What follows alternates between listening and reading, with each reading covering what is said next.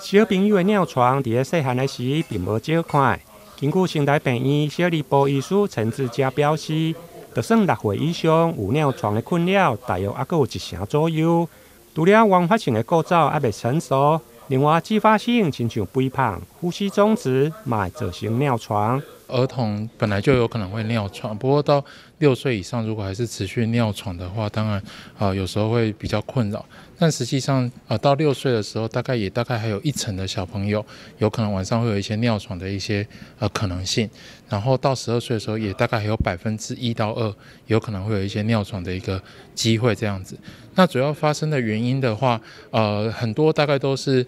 它的构造还没有成熟，包括说大脑、包括肾脏以及膀胱的部分。那当然有一些所谓的次发的原因，包括说有可能像呼吸中止啊，等等，便秘啊等等之类的，这个也有可能会造成